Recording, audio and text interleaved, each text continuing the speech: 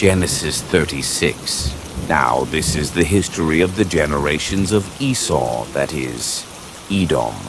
Esau took his wives from the daughters of Canaan, Adah, the daughter of Elon, the Hittite, and Oholibamah, the daughter of Anna, the daughter of Zibeon, the Hivite, and Basemath, Ishmael's daughter, sister of Nebaioth. Adah bore to Esau Eliphaz. Basemath bore Reuel. Oholibamah bore Jush, Jalam, and Korah. These are the sons of Esau, who were born to him in the land of Canaan. Esau took his wives, his sons, his daughters, and all the members of his household, with his livestock, all his animals, and all his possessions, which he had gathered in the land of Canaan, and went into a land away from his brother Jacob. For their substance was too great for them to dwell together, and the land of their travels couldn't bear them because of their livestock. Esau lived in the hill country of Seir. Esau is Edom. This is the history of the generations of Esau, the father of the Edomites in the hill country of Seir. These are the names of Esau's sons: Eliphaz, the son of Adah, the wife of Esau, and Reuel, the son of Basemath, the wife of Esau. The sons of Eliphaz were Teman, Omar, Zepho, and Gatam, and Kenaz. Timnah was concubine to Eliphaz, Esau's son, and she bore to Eliphaz Amalek. These are the descendants of Adah, Esau's wife. These are the sons of Reuel: Nahath, Zerah, Shammah, and Mizah. These were the descendants of Basemath, Esau's wife. These were the sons of Oholibamah, the daughter of Anah, the daughter of Zibeon. Esau's wife she bore to Esau Jush, Jalam, and Korah. These are the chiefs of the sons of Esau, the sons of Eliphaz, the firstborn of Esau: Chief Teman, Chief Omar, Chief Zepho, Chief Kenaz, Chief Korah, Chief Gatam, Chief Amalek. These are the chiefs who came of Eliphaz in the land of Edom. These are the sons of Adah.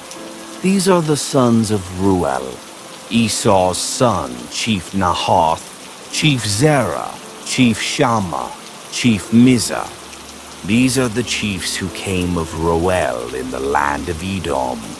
These are the sons of Basemath, Esau's wife. These are the sons of Oholibamah, Esau's wife: Chief Josh, Chief Jalam, Chief Korah. These are the chiefs who came of Oholibamah, the daughter of Anna, Esau's wife. These are the sons of Esau, that is, Edom, and these are their chiefs.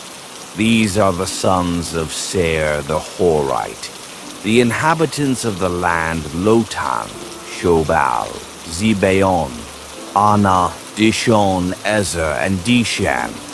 These are the chiefs who came of the Horites, the children of Seir in the land of Edom. The children of Lotan were Hori and Haman. Lotan's sister was Timnah. These are the children of Shobal: Alvan, Manahath, Ebal, Shepo, and Onam. These are the children of Zibeon, Aiah, and Anah. This is Anah, who found the hot springs in the wilderness, as he fed the donkeys of Zibeon his father. These are the children of Anah, Dishon, and Oholibamah, the daughter of Anah. These are the children of Dishon: Hemdan, Eshbain, Ithron, and Sharon. These are the children of Ezer-Bilhan, Zavan, and Akan. These are the children of Dishan, Uz, and Aran. These are the chiefs who came of the Horites: Chief Lotan, Chief Shobal, Chief Zibeon, Chief Anah, Chief Dishon, Chief Ezer, and Chief Dishan. These are the chiefs who came of the Horites, according to their chiefs in the land of Seir. These are the kings who reigned in the land of Edom, before any king reigned over the children of Israel. Bela, the son of Beor, reigned in Edom. The name of his city was Dinhaba.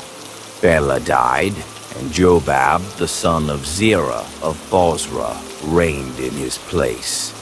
Jobab died, and Husham of the land of the Temanites reigned in his place. Husham died, and Hadad, the son of Bedad, who struck Midian in the field of Moab, reigned in his place.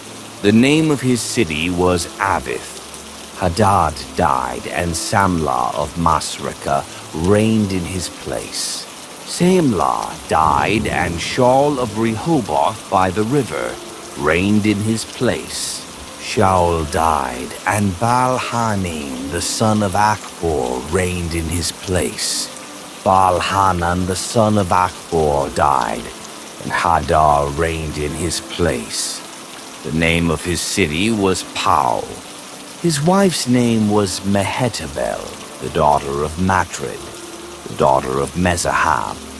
These are the names of the chiefs who came from Esau, according to their families, after their places, and by their names: Chief Timnah, Chief Alva, Chief Jetheth, Chief Oholibama, Chief Elah, Chief Pinon, Chief Kenaz, Chief Teman, Chief Mibzar, Chief Magdiel, and Chief Iram.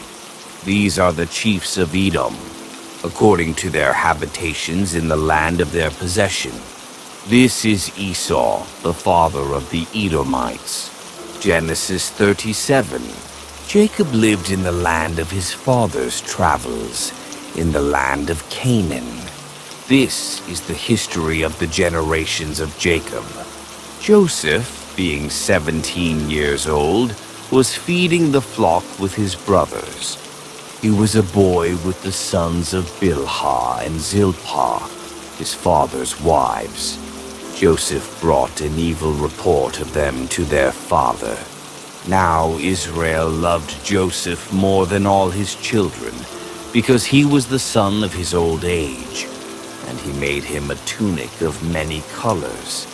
His brothers saw that their father loved him more than all his brothers, and they hated him and couldn't speak peaceably to him.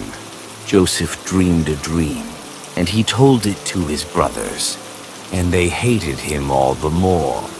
He said to them, "Please hear this dream which I have dreamed, for behold, we were binding sheaves in the field, and behold, my sheaf arose and also stood upright, and behold, your sheaves came around and bowed down to my sheaf."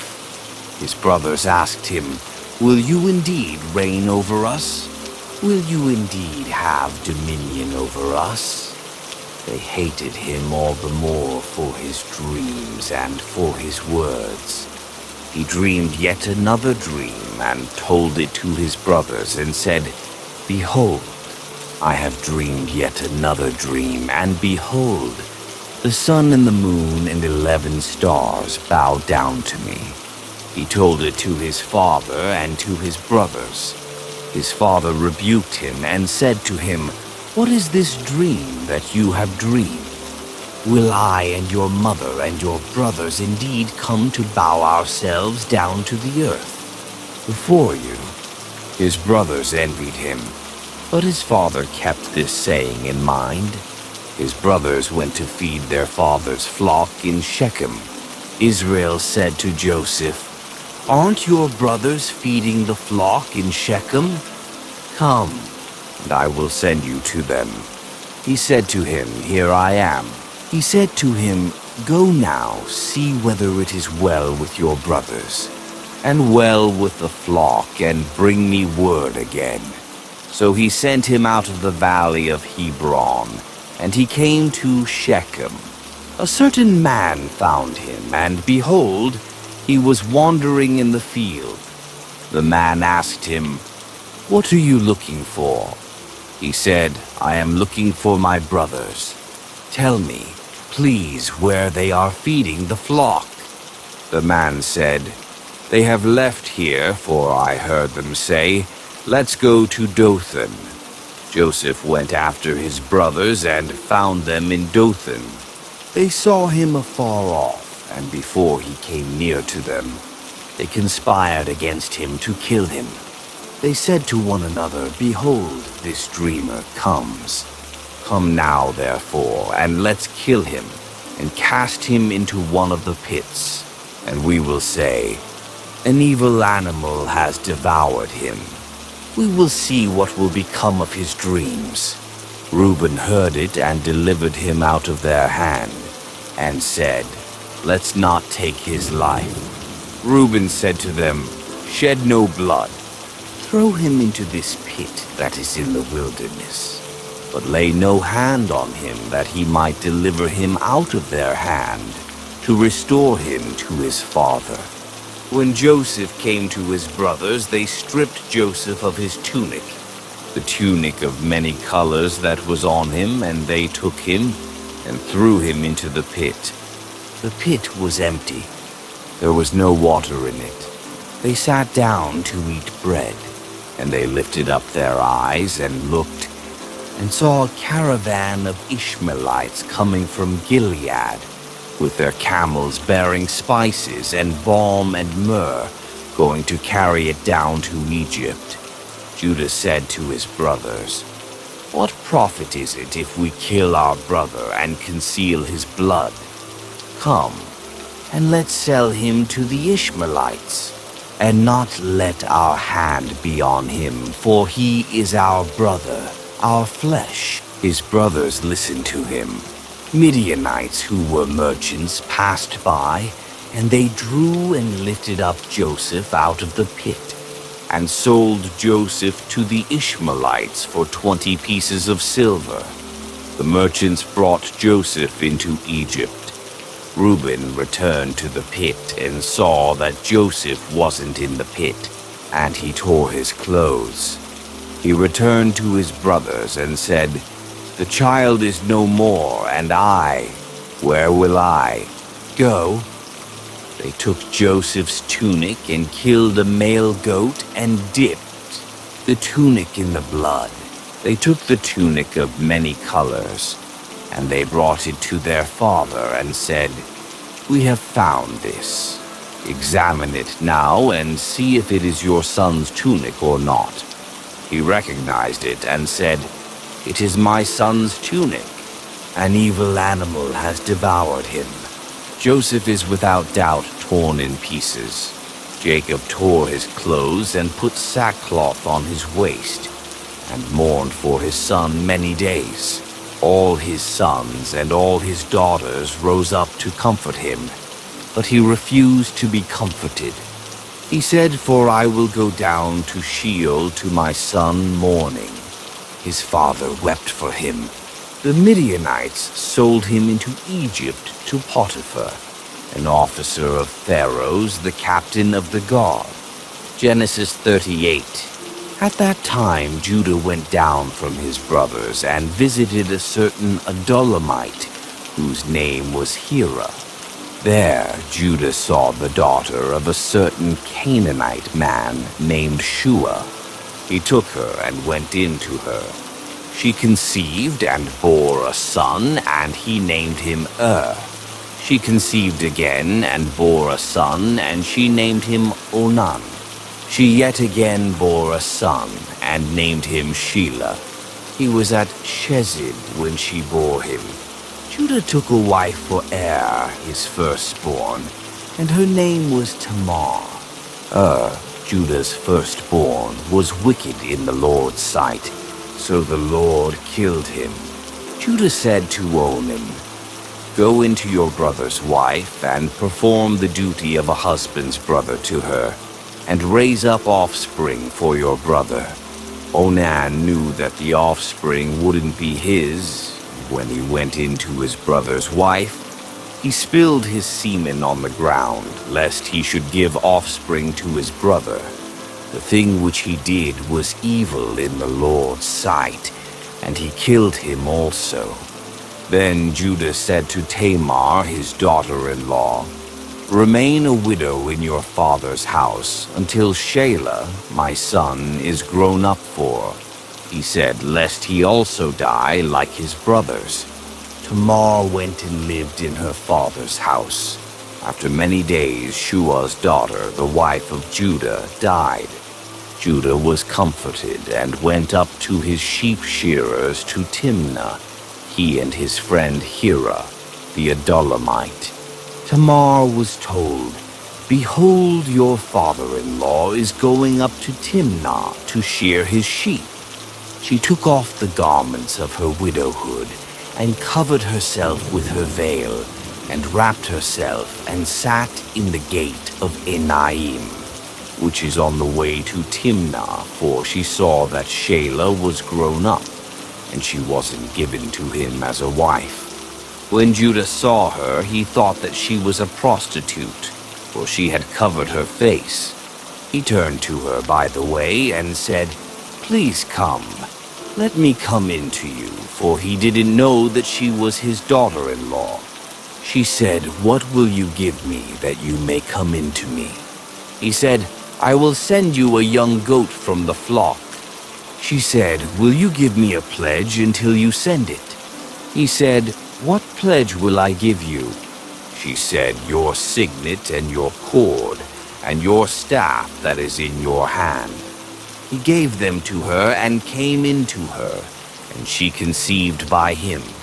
She arose and went away, and put off her veil from her, and put on the garments of her widowhood.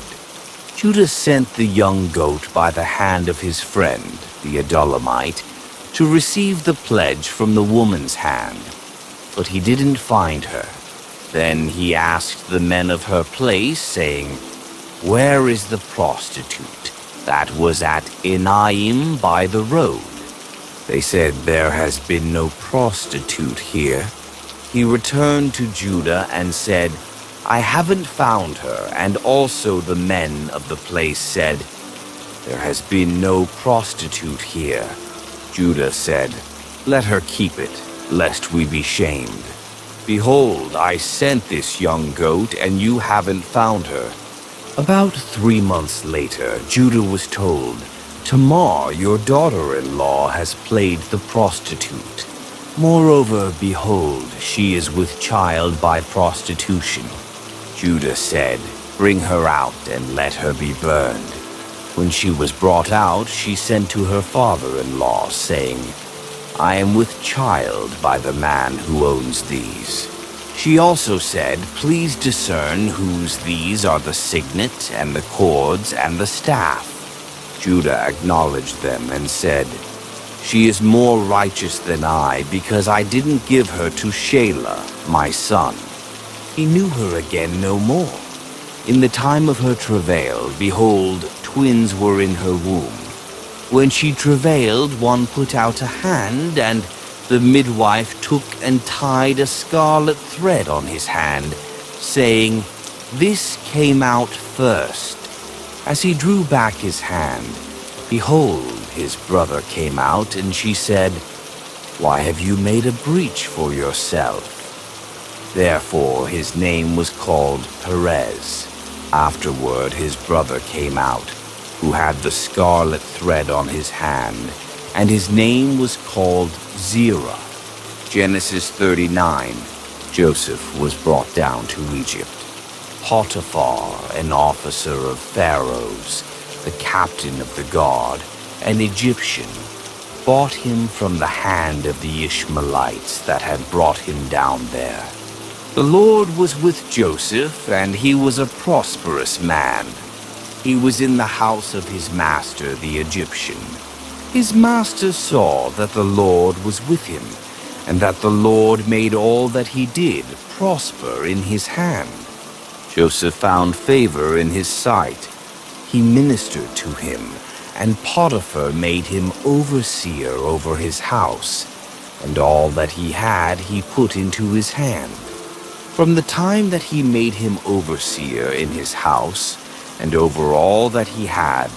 The Lord blessed the Egyptian's house for Joseph's sake. The Lord's blessing was on all that he had, in the house and in the field. He left all that he had in Joseph's hand. He didn't concern himself with anything, except for the food which he ate. Joseph was well built and handsome. After these things, his master's wife set her eyes on Joseph, and she said, "Lie with me." But he refused and said to his master's wife, "Behold, my master doesn't know what is with me in the house, and he has put all that he has into my hand. No one is greater in this house than I am, and he has not kept back anything from me but you, because you are his wife. How then can I do this great wickedness and sin against God?" As she spoke to Joseph day by day, he didn't listen to her, to lie by her, or to be with her. About this time he went into the house to do his work, and there were none of the men of the house inside. She caught him by his garment, saying, "Lie with me." He left his garment in her hand and ran outside. When she saw that he had left his garment in her hand and had run outside, she called to the men of her house and spoke to them, saying, "Behold, he has brought a Hebrew into us to mock us. He came into me to lie with me, and I cried with a loud voice. When he heard that I lifted up my voice and cried, he left his garment by me and ran outside. She laid up his garment by her until his master came home. She spoke to him according to these words, saying, 'The Hebrew servant whom you have brought to us came into me to mock me, and as I lifted up my voice and cried, he left his garment by me and ran outside.' When his master heard the words of his wife, which she spoke to him, saying, 'This is what your servant did to me,' his wrath was kindled. Joseph's master took him and put him into the prison, the place where the king's prisoners were bound, and he was there in custody. But the Lord was with Joseph and showed kindness to him, and gave him favor in the sight of the keeper of the prison. The keeper of the prison committed to Joseph's hand all the prisoners who were in the prison. Whatever they did there, he was responsible for it. The keeper of the prison didn't look after anything that was under his hand, because the Lord was with him, and that which he did, the Lord made it prosper. Genesis 40. After these things, the butler of the king of Egypt and his baker offended their lord, the king of Egypt. Pharaoh was angry with his two officers, the chief cupbearer and the chief baker. He put them in custody in the house of the captain of the guard, into the prison, the place where Joseph was bound. The captain of the guard assigned them to Joseph, and he took care of them. They stayed in prison many days. They both dreamed a dream, each man his dream. In one night, each man, according to the interpretation of his dream, the cupbearer and the baker of the king of Egypt, who were bound in the prison. Joseph came into them in the morning and saw them, and saw that they were sad. He asked Pharaoh's officers who were with him in custody in his master's house, saying, "Why do you look so sad today?" They said to him, "We have dreamed a dream, and there is no one who can interpret it." Joseph said to them, "Don't interpretations belong to God? Please tell it to me." The chief cupbearer told his dream to Joseph, and said to him, "In my dream, behold, a vine was in front of me, and in the vine were 3 branches. It was as though it budded, it blossomed, and its clusters produced ripe grapes." Pharaoh's cup was in my hand, and I took the grapes and pressed them into Pharaoh's cup, and I gave the cup into Pharaoh's hand. Joseph said to him, "This is its interpretation. The 3 branches are 3 days. Within 3 more days, Pharaoh will lift up your head and restore you to your office. You will give Pharaoh's cup into his hand, the way you did when you were his cupbearer. But remember me when it is well with you.